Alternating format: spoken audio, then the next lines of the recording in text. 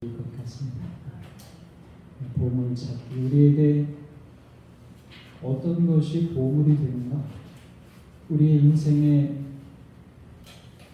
최고의 관심을 기울이고 얻기 위해서 노력을 해야 되는 보물이 뭔가 확인하시는, 다 아시지만 확인해 보시는 시간이 되셨으면 좋겠습니다.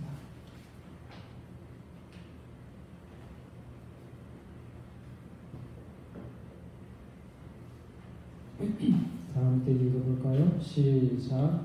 천국은 마치 밭에 감추인 보화와 같으니 사람이 이를 발견한 후 숨겨두고 기뻐하여 돌아가서 자기의 소유를 다 팔아 그 밭을 사느니라.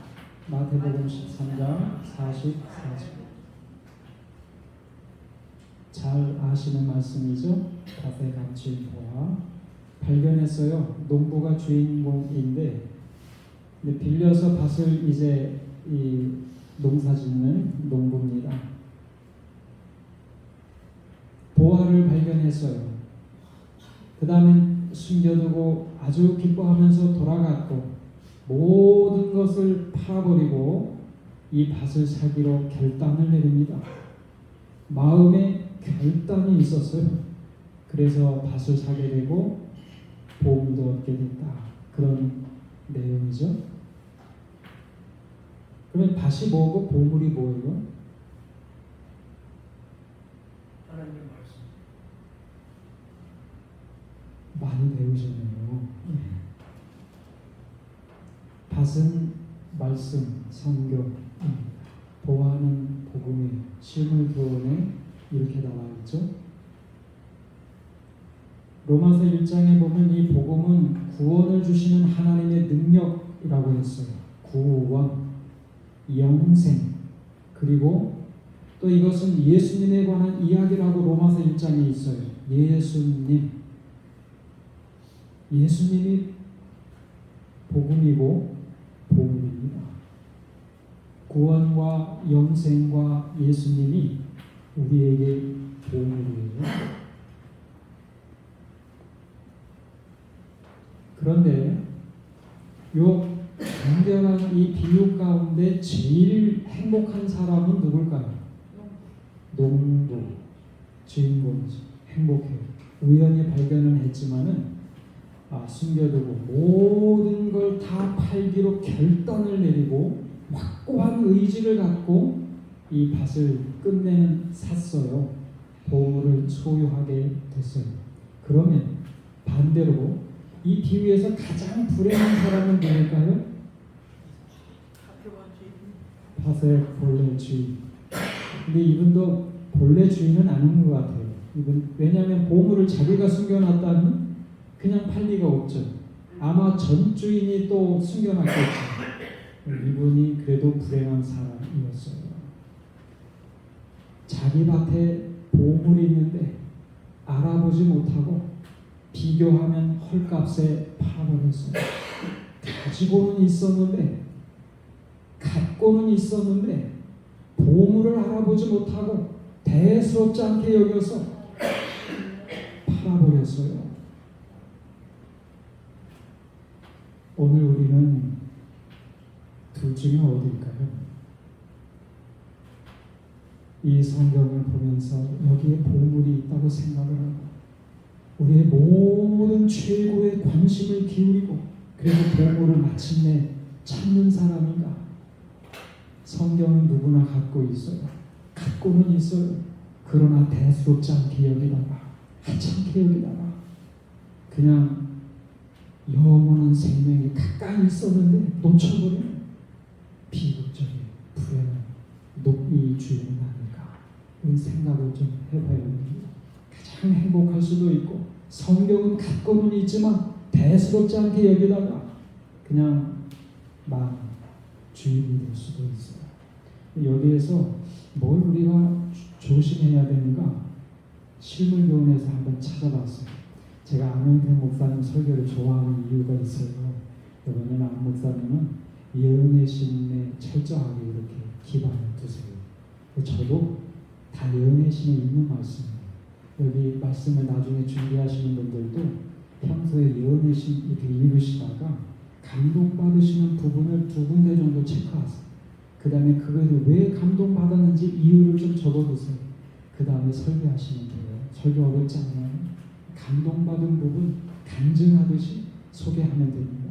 이건 제 간증이에요. 몇 주 동안 고민해왔다. 저도 같이 고민해왔던 간증이에요. 간증하는 거예요. 제가 잘 못해왔던 거. 이렇게 살았으면 좋겠다. 2가지 조심하셔야 되는 거예요. 정말 우리가 가장 행복한 주인공이 되기 원한다면 2가지 조심하셔야 돼요. 첫째는 뭔가 이 말씀이었어요.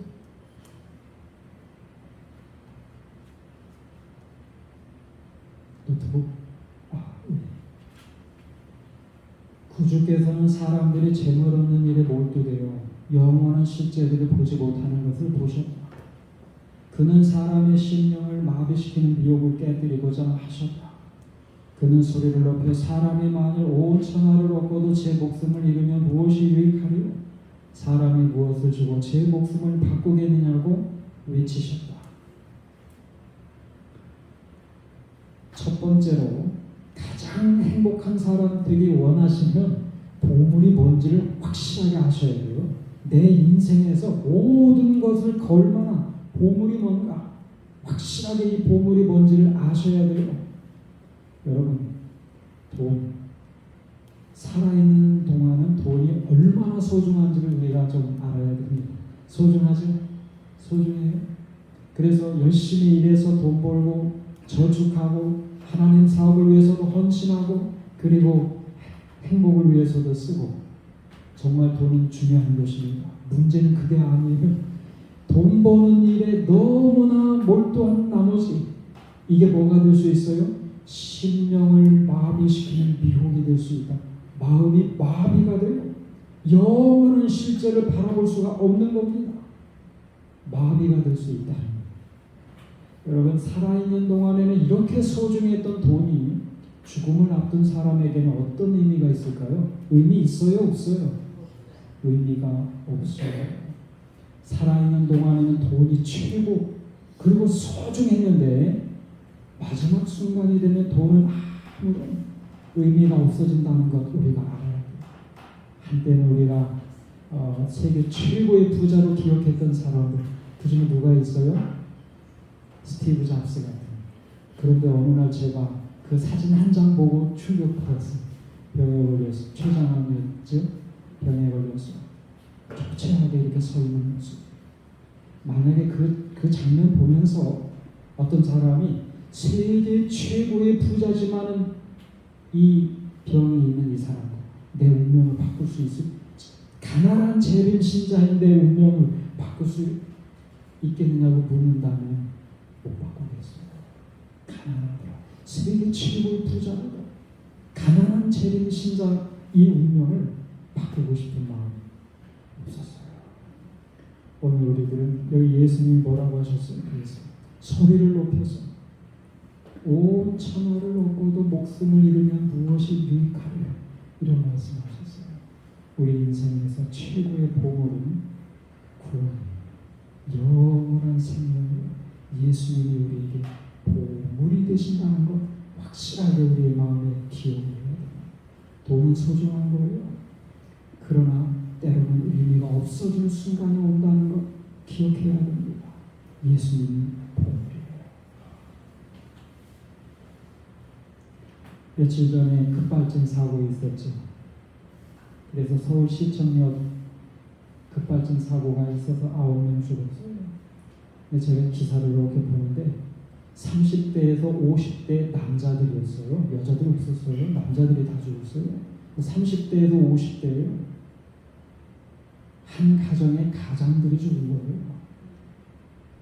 여기 사고 현장 모습 그리고 장례 모습. 그런데 시청 직원도 있었고 그 자리는 좀 건너가면 은행 본점도 있어요. 우리 은행이던 거예요. 은행 직원도 4명 죽었어요. 근데 그 중에 한 명은 50대 승진하는 날 본점에서 승진하니까 자리가 많이 높은 자리로 승진하는 인생에서 가장 행복한 순간이었을 거예요. 그걸 축하하기 위해서 직원과 함께 회식하고 돌아가는 길. 여러분, 우리의 인생은 말이죠, 가장 행복한 시간을 보내고 있다고 하는 그 순간도 한순간에 그 행복에 날아갈 수 있는 그런 인생 우리가 살고 있다는 것 잊으시면 안 됩니다. 우리에게 있어서 최고의 보물은 돈은 소중하지만 그게 아니에요.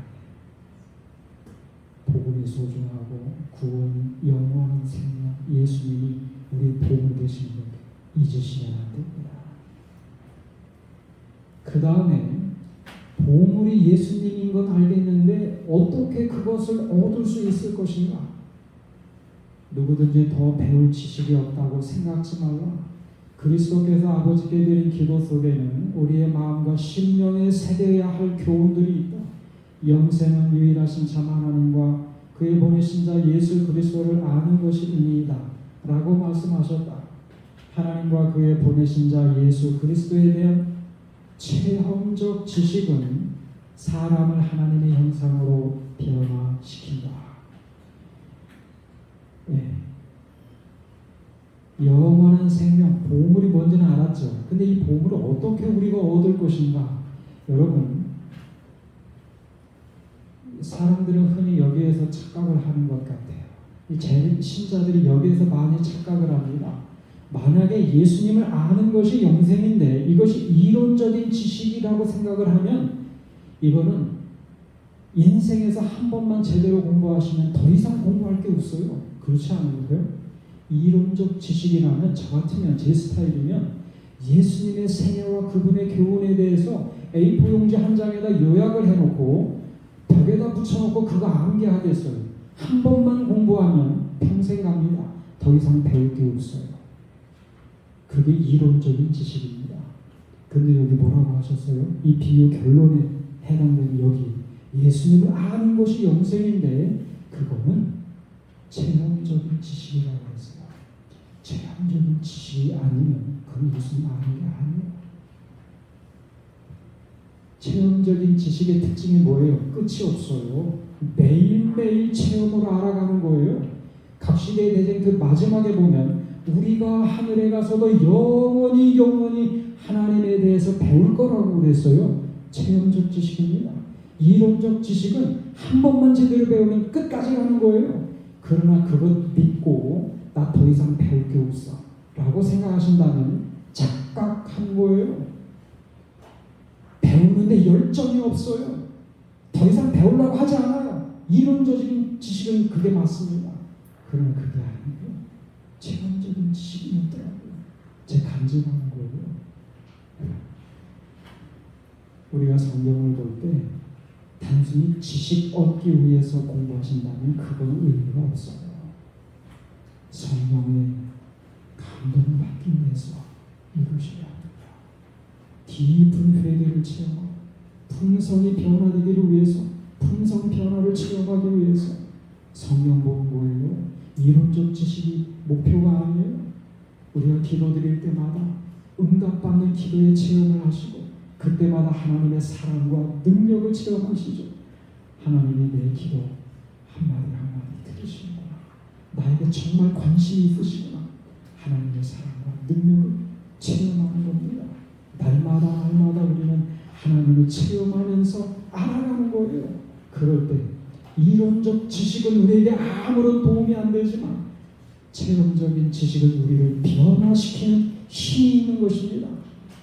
믿음을 변화시키고 품성을 변화시키고 우리가 하나님과 친밀해지는 것입니다.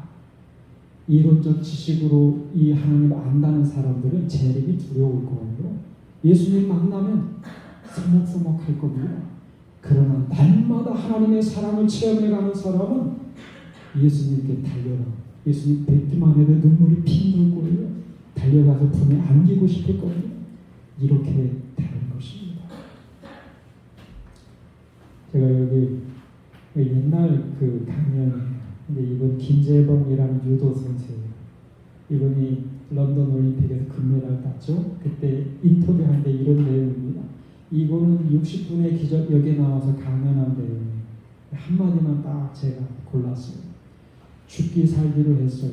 근데 져서 은메달 땄어요. 그래서 런던 올림픽 앞두고 이번에 죽기로 했어요.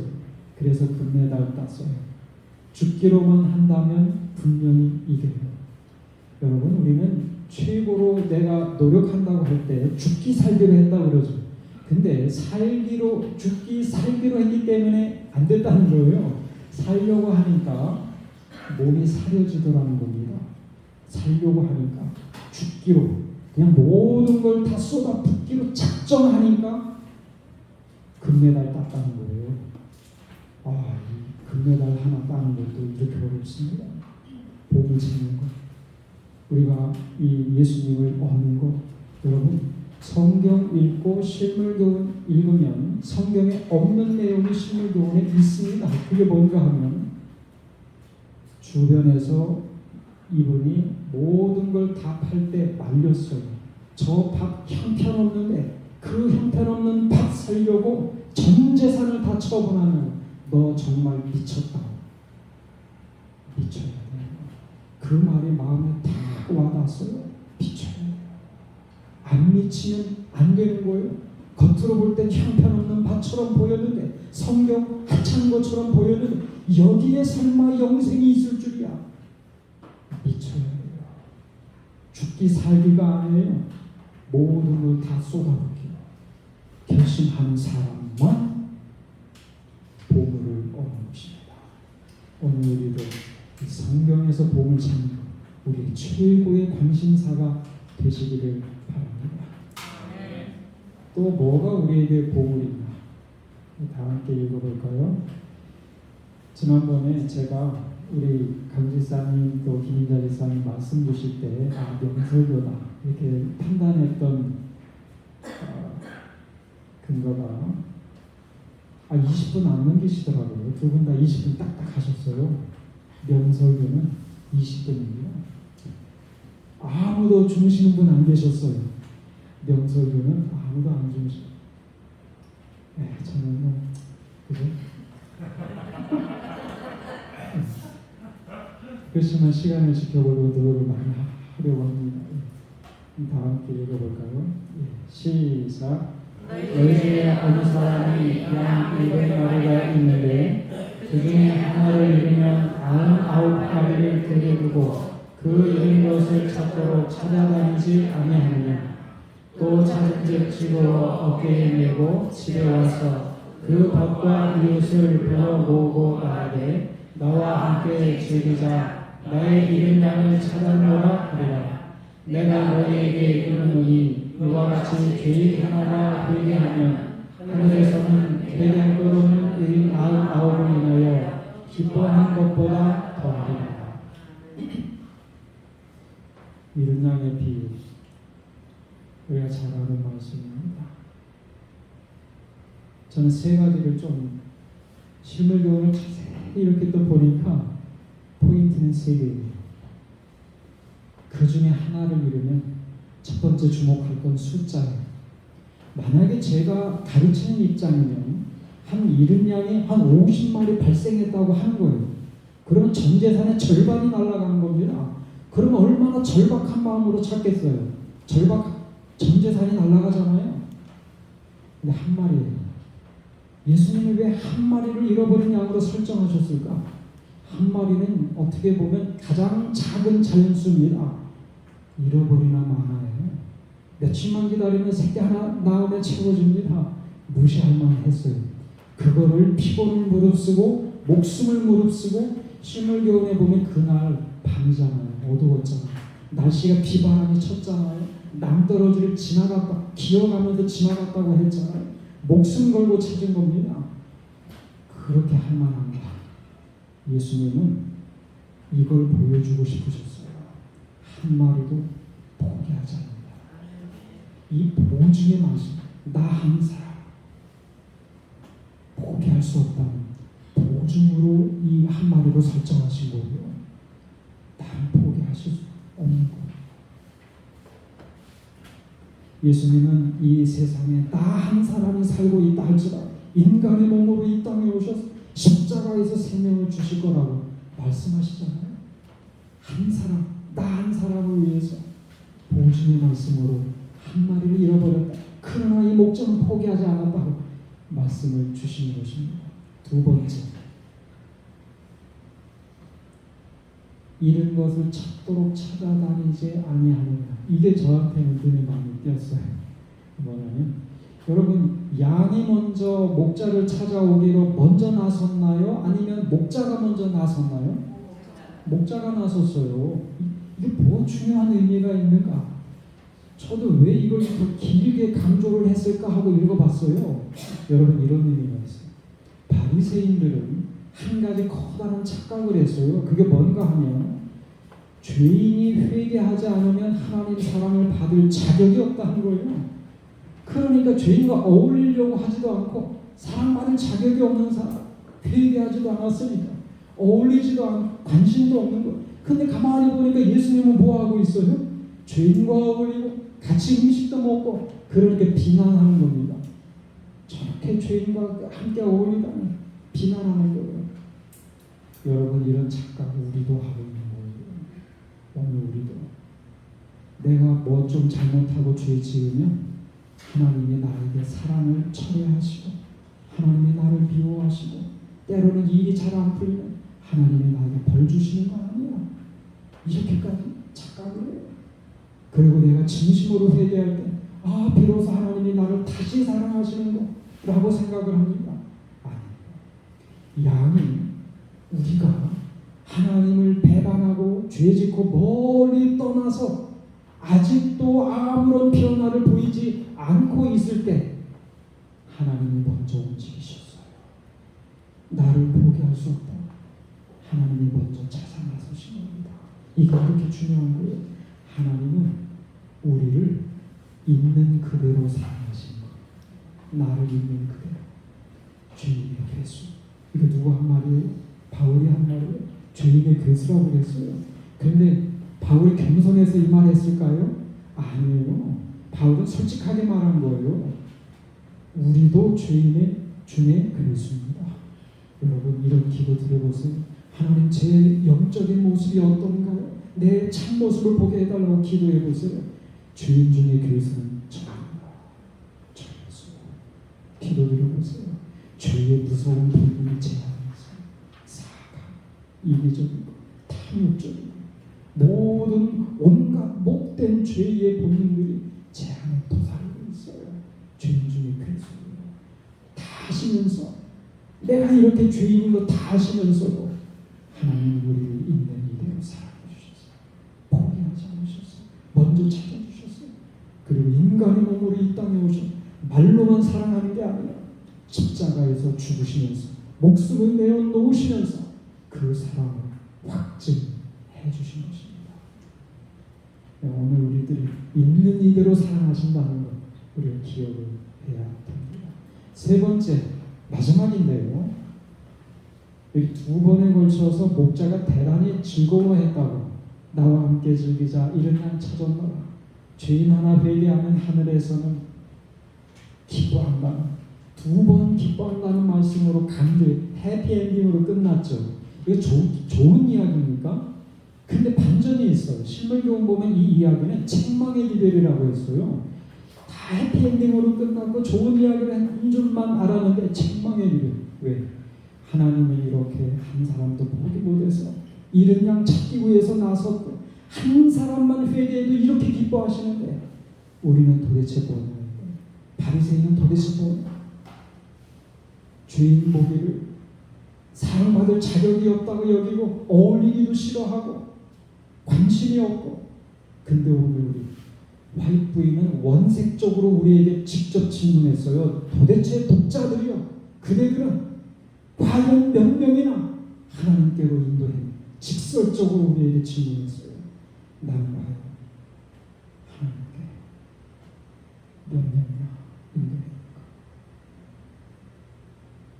이 목자 그냥 불구경하듯 이 목자 보기만 하고 난 도대체 이 죄인들을 어떤 이 심정으로 바라고 이 살아왔는가, 도대체 얼마나 노력하며 살았는가 돌아봐야 돼요. 하나님 보시기에 최고의 보물은 전입니다. 우리 자신. 하나님 보시기에 최고의 보물은 우리 모두입니다. 믿지 않는 이웃들도 포함이 되는 거예요. 그게 보물이에요. 하나님 보시기에 최고의 보물을 하나님께 인도하는 최고로 기뻐하시는 그 일을 우리도 관심을 기울이고 협력해야 되는 것입니다. 이건 그냥 제가 잔잔한 깨달음을 준 기사라서 깊은 감동은 없지만 마지막에 준비를 했어요. 노후라 우리는 언젠가 잊혀질 거야. 이거는 차성진 목사하고 차도 아들하고 이렇게 대화를 나눈 내용입니다. 근데 이 노을이가 노래를 만들어서 인스타그램과 유튜브에 이렇게 올렸어요. 근데 1000만 번의 시청 기록을 올렸어요. 이분들이 그 대화 내용을 인스타그램에 올리면 하루 만에 15만 회의 좋아요가 버튼이 눌려진다는 거예요. 그러니까 사람들에게 인기가 있는 거죠. 근데 노을아 우리는 언젠가 잊혀질 거야. 이거는 이 노래가 이제 지금은 인기가 있지만 또 인기가 없어지고 잊혀질 때가 오잖아요. 그러니까 아버지로서 이 아들이 실망하지 않도록 이 대화를 통해서 준비시키는 거예요. 그 대화가 기사에 남는데 제가 한번 거기 적어놨어요. 노을아 우리는 언젠가 잊혀질 거야. 사람들이 노을이를 좋아하지 않을 때가 오는 거지. 왜? 새로운 음악과 새로운 사람이 나오면 그 사람들을 좋아하게 된다. 그러면 우리는 이전의 원래 삶으로 돌아가는 거야. 노을이가 그때 너무 슬퍼하지 않았으면 좋겠어. 그리고 지금 우리 사랑해 주신 분들한테 어떤 마음 가져야 하지? 감사한 마음. 그러면 우리가 받은 사랑은 어떻게 해야 하지? 흘려 보내줘야지. 흐르는 강물처럼 받은 사랑은 보내준 거. 언젠가 이 제목이 참 좋잖아요. 언젠가 우리는 잊혀집니다. 인기도 그렇고 인생도 그렇고 잊혀지는 거예요. 그러나 흐르는 강물처럼 우리가 하나님께 받은 그 사랑이 클수록 우리는 흘려 보내야 하는 것입니다. 하나님의 사랑을 많이 받으세요. 체험하세요. 우리 최고의 관심이 그러는 받지 못하면 사랑받지 못하면 나눠줄 사랑도 없는 거예요. 사랑 많이 받으셨어요. 우리 주변에 믿지 않는 사람들을 포함해 하나님의 사랑을 흐르는 강물처럼 흘려보내는 그런 사랑을 이 받은 사랑을 흘려보낸다는 말은 하나님 사랑 기억하고 이웃 사랑을 실천하자는 것인데 아들과 자주 썼던 표현입니다. 이렇게 기사 마지막에 썼네요. 최고의 보물은 영생 주시는 예수님, 또 하나님께는 우리와 우리 모든 사람들이 보물인 것입니다. 이 보물에 관심을 기울이고 이 보물을 얻기 위해서 찾는 데 최선을 다하시는 성도들이 되시기를 바라면서 마치겠습니다.